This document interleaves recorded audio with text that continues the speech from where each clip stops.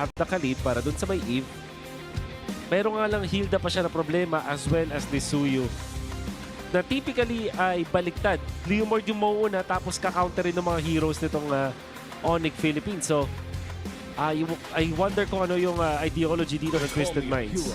Okay, tinanggal itong YSS na masasabi ko naman naging epektibo ng first game, no? Huhuli lang talaga siya ng gusto ng Twisted Minds. Maraming beses, no, na parang after mamatay ni Severo, okay na ang Twisted eh. So, pero ayaw na nilang pumunta dun sa punto na yon, no? Yeah, ayaw nilang paabutin. Okay, with the battle Yi Sun Shin, that will limit some of the gold options para dito sa Onyx Philippines. And what they can ban now is Zetian as well as Kimi na potentially mga heroes mula from the mid lane. And syempre si Sean, matindi rin talagang gumamit ng Kimi yan. So, yun ang bukod tanging nagsa-Sky Piercer first item. Kimi sa... siya lang ang pwede. Siya lang ang pwede sa MPL Philippines. Kids, don't try this at home. Don't try this at home. Sora ban. Parang nalimitahan sobrang gold lane options. Hindi lamang para kay Owl, kundi para kay Savero na rin. Yeah. Hindi, kasi kay Owl na may may clot na eh. Oo. So, may mga Granger kung pagbabasihin natin doon sa mga comfort heroes dito ni Savero. Yeah. Iritel din, meron pa. Nilalaro na yun sa MPL ID. Paano kung Suyu Gold? Ay, oo nga. Ay, nako. Napanood ko na yan. May mga gumagawa. Kasi huling napanood ko yan si Midnight. So, talo kami. Sige, lalagyan ko na ng pa-premium, Wolf. Kapag Suyu Gold nga ito, ay bibigyan kita ng 5 pitik with soft moves. Yun. Aabangan ko yan. And the gaming indeed will be banned out by Onyx Philippines. And Twisted Minds, they still have the option of the Zetian. Kaso parang hindi ko nakikita yung Zetian kay kay Sean eh. Parang gusto natin yung palaban eh. So Valentina might be the choice para sa Twisted Minds. Parang, hindi kaya ito na ang time para bumalik ang Kagura ni Sean? Ay, oo nga. Saktong-sakto na buff din eh. Medyo mahirap nga lang against the Eve, no? Pero, alam mo yun, comfort eh. May mga ganun eh. Valentina, kasi pwede mo kopyahin yung Eve ult. Yeah, actually, yun pa lang. So far, yun nare-reveal na pwede kopyahin. At ayan na Valentina. Pero parang worth it na rin kasi kung may sarili kang kopya ng RWM, kahit sino pang kunin ng dalawang to, one is enough. Sabi nga nila, one wife, one life, good life. What is the option for Ryota? Phobius and Lapu-Lapu is good. O kaya naman, kailangan nila natangkay like Alice ang nakikita ko dito. Alice or Phobius ang potential. Tsaka hindi naman nanakawin yung Throne of Ruin. Ang kapal ng cooldown nun eh. Oo. Tsaka at least may control sila pagdating sa sa objective taking. Kasama ng Dreamworld manipulation. Ganda ng Alice dito. Gold lane options though. Ano kayang pwedeng kunin dito ni Savero? Kanina ko pa inisip eh. Moskov, and Suyu. De, joke lang. Tingin ko Ranger or Moskov yung natitira. And I'm only saying that because wala nang options. And it's the Moskov. And the Phobius locked in as well on the side of Onyx Philippines. And nakakatuwa no, na mukhang palitan ng ating XP laners. Natitira na lamang na pick dito would be for Twisted Minds. Ang dami pang open. May Lapu-Lapu pa. Lapu-Lapu pa para dito sa Eve. But that will be the glue. Oy. Interesting kasi parang ito yung typical na panghawak doon sa Phobius. Pwede rin, mayroon silang option na mag-CC but they felt like Leomord at Claude na sila. So napaka-greedy na nun. Kailangan nila ng isang frontline hero or a contact hero which in this case will be the glue. Oo. Yung low econ na hindi kailangan ng pera para maging effective. Usually, no, yung nade-default sa ganyang klaseng pick would be the Terizla or the Uranus. Pero this time around, the glue was open to take para sa side ng Onyx Philippines. And this is already, that was on the side of Twisted Minds rather. And this is already the second game kung saan nakalamang na ang Onyx Philippines sa kanilang game number 1 performance. Aantayin na lamang natin kung kaya nga bang bumawi ng Twisted Minds para patagalin ang sering ito o matatapos na ba ang ating match number 2 with a clean sweep with the debut of Savero. Exciting to, no? Kasi makikita muli natin ang Even Valentina na simula't sa pool ng lumabas itong Valentina, laging nagkakaroon ng palitan against the Eve, minsan Farsa. So doon lang sa tatlong umiikot na yon. And so far, siguro ang magandang matahan dito yung mga roamers eh. No? I mean, yung duo pala, dun sa yung mid-duo, no? Kasi alam natin, nagkaroon ng adjustment, lumipis yung buhay ng mga range minions. Kaya din makikita natin, mapapansin natin, napakaraming ikot na nangyayari, no? Alam mo, when we look at the changes sa mid lane, parang hindi, actually, imposible na hindi banggitin din yung mga roamers. Kasi when we look at competitive MLBB in general, pagkasama kasi yan ng level 1 eh. And level 1 wave dictates so much of the early game rotations. And to actually support that, Womi, pag kinakausap ko yung mga XP tsaka mga gold laners, alam nila yung mga 1v1 matchups kung sino lamang o hindi. Pero when it comes to the mid, imposible talaga na titignan mo na mid versus mid lane or roam versus roam, hindi eh. Mid plus roam talaga siya. So, minsan nagiging even dahil kung lugi yung mid mo, babawiin naman ng roam. Or kapag lugi yung roam, babawiin ng mid. Something like that. So, may yin and yang, may equilibrium, kumbaga dun sa may gitna, that will be decided by the mid lane duo. However, with this one, Eve Hilda versus Valentina and Khalid, even pa rin eh. Pero parang mas papabor ako kahit paano dun sa Eve. Parang in a way na masaya siya dahil hindi siya mapupuntahan agad basta-basta ng Khalid. Hindi niya kailangan lumapit eh. No? Makaka-focus siya ng mahusay. Pero mukhang babalik na nga tayo sa Land of Dawn mula sa ating Head Marshal na Bang. Tineleport na tayo. Welcome to game number 2. Brusco versus Kaloy ang roamer matchup natin. It's a Hilda versus a Khalid. Parehas mabilis tumakbo all around the map.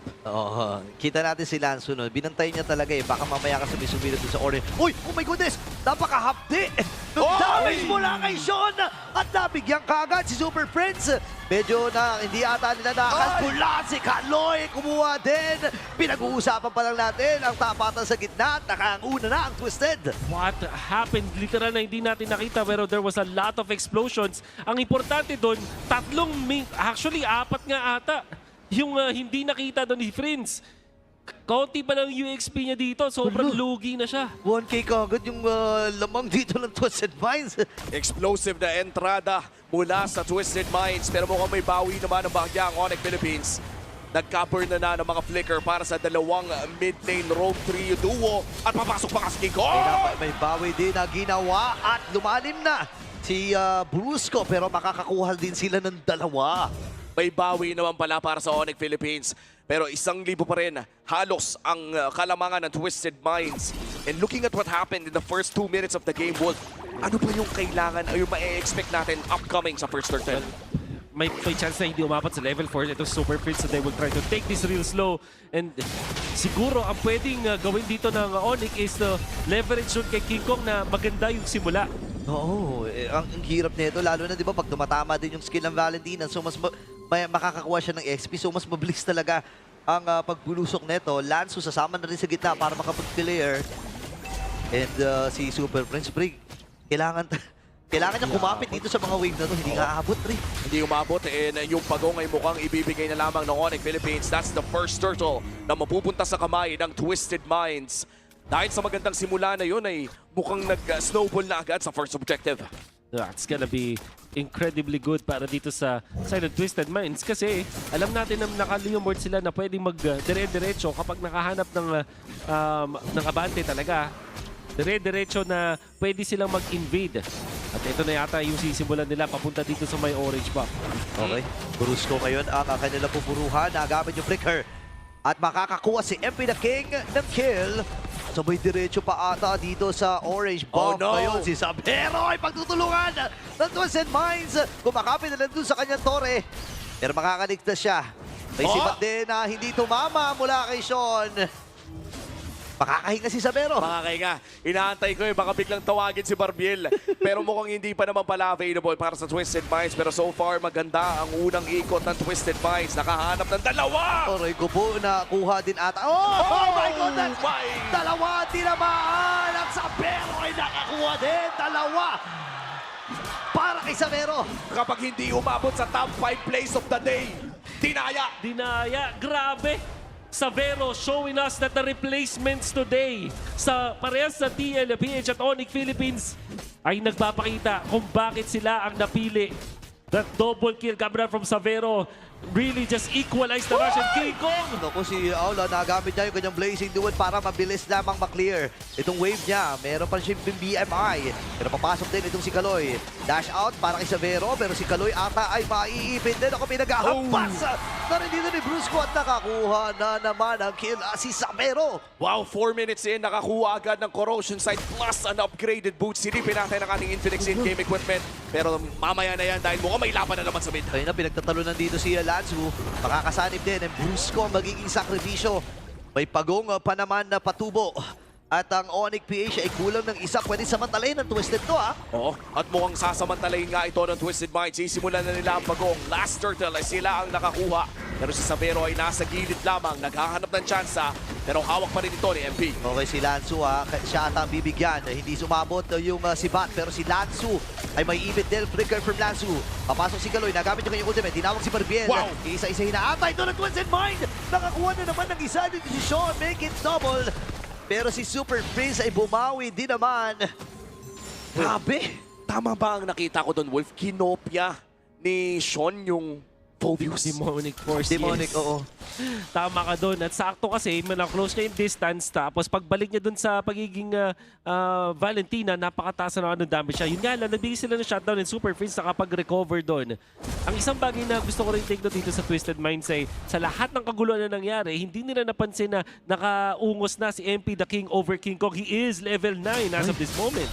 Kumpara sa 7 ni King Kong. Okay, tatawagin na rin. Oy, dinasakyan ni MP the King. Naiwan yung kalesa dito ni MP. Pero sa iba pang bahagi naman, may 1v1 na nagaganap. Brusco ata, inaabangan doon sa BMI. Itong si Aul. Si Kaloy ay tatapak din. Pero kakalmahan na muna dito ng Twisted ng Onyx. Pero bigla-bigla lang pre yung mga gold leads natin, papalit-palit na lang Eh, ikaw ba naman, sa taas ba naman ng mga bilihin? O maglalakad na lang siguro yung Leo Mort natin sa ngayon. Sa bagay, mahal ang gasolina ngayon. But 35 seconds bago lumabas ang susunod nating turtle. This will be the last turtle of the game. Sino ba ang lamang doon? This is definitely MP the King over King Kong. Dahil nga doon sa sinabi natin na unti-unting nakakakuha ng extra green camps, etong si MP the King. Uy, napakahapdi. Hawak naman ni Sean yung river manipulation, pero mapuforce siya dito na umuwi. Hindi pa pwedeng ganun kaliit yung buhay niya, lalo't magsisimula na rin ang pagpwesta ng Onyx dito sa Lord. Turtle rather. MP the King, kalahati kagad. Brusco ngayon ay tatakbo, kakapit sa grass para magkaroon ng konting buhay, pero walang tinamaan si Lanzu. Kasi dito talaga si Kaloy, napuruhan itong si Brusco.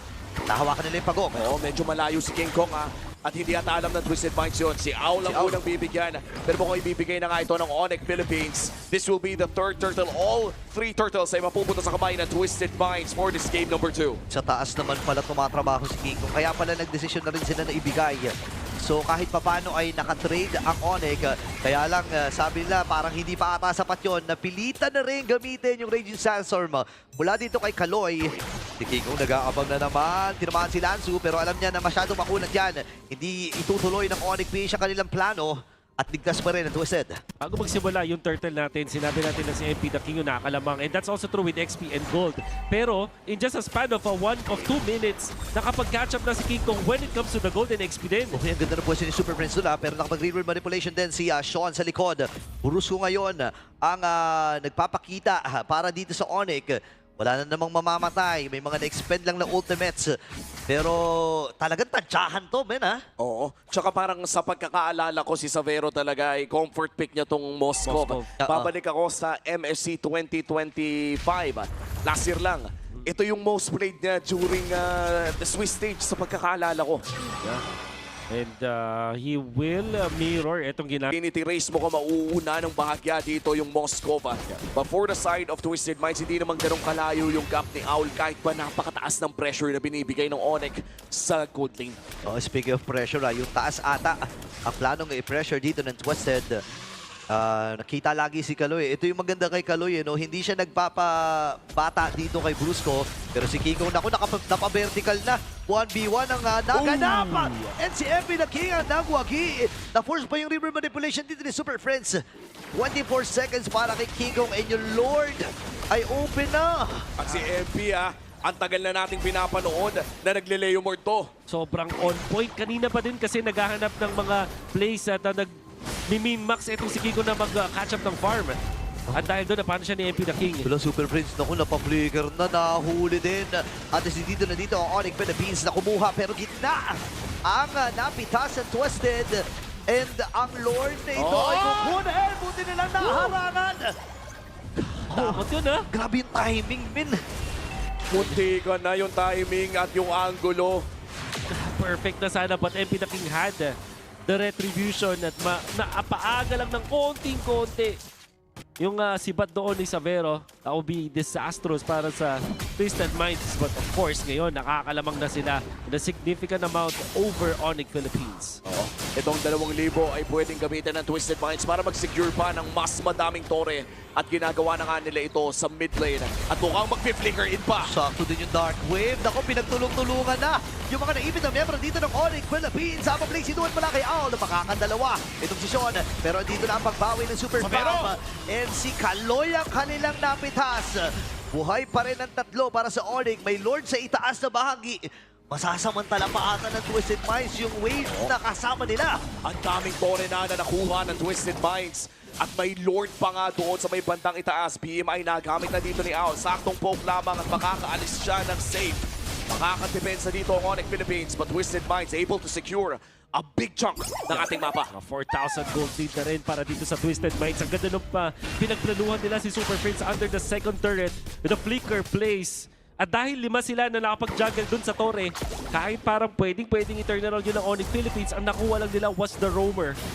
And syempre, sulit yan para sa Twisted Minds na ngayon ay natanggal na lahat ng outer turrets ng Onyx Philippines. Sikip ng mapa min ng Onyx PH dito. And ang mahirap dyan, pre, pag pasikip yung mapa, nawawalan ng halaga yung Hilda kasi hindi niya magamit yung advantage nila dun sa mga bush eh. Tsaka yung safety ng mga split pushers nila katulad dito ni Xavero at King Kong.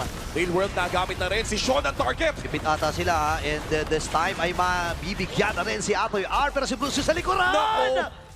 Napitas dito ng Twisted Minds. Tuloy-tuloy ang paglobo ng kanilang kalamangan. Xavero ata ang target lock nila. Nakaabang ang Twisted. Agawin river manipulation at binigay kay Super Prince. Sean on a mission right now, outplaying si Super Prince. Not an easy feat. And all of a sudden, tatlo bigla na patumbaan ng Twisted Minds versus Sonic. 3 segundo para kay Ryota. Si King Kong ay inaabangan nila. Tinawag na si Barbiel. Isang inhibitor na wala. At mukhang itutuloy nila ang pag-push sa taas. Okay, may retribution naman si Kikong if in case na may makalusot na wave. Pero si MP the King na buong kukunan ng Twisted Minds. Ay atras na ata. Naku, nakuha pa. May damage dealer dito ng Twisted. Si Dido, si Onyx Philippines. Ay, hindi tumama! Yung SOD. Pero si Ator R, tuloy-tuloy pa rin naman. Tinawag na si Barbiel at magkakaibitan ata. Naku, Ator R ay nahuli din. 7 seconds, magkakalord, pre. This was also the reason kung bakit napitas din ng mga members ng Onyx yung mga overheat. Camila from Ryota, tapos hindi konektado din si Brusco. Ang idea is Brusco onto Owl at si Ryota naman para kay Sean. But unfortunately, 4 versus 4 ang mangyayari dito na magiging 5v4 na dahil si Owl ay buhay na. Okay, pinoforce nila yung mga dashes dito ni King Oh my Kong! goodness. Siya ay mabibigyan dito ng Twisted Minds. Wala ang jungler for the next 35 seconds. Pero nakakabawi si Xavero. Tamang sibat. Lanzo kailangan ng umatras. Pero nandun din si Brusco at sasalubungin niya itong si Lanzo. Pero this time, alam nila na wala ang jungler. So babagalan muna ng Twisted. 4 na miyembro ha. Pagdating sa numero ay lamang ang Onyx. Parehas walang jungler.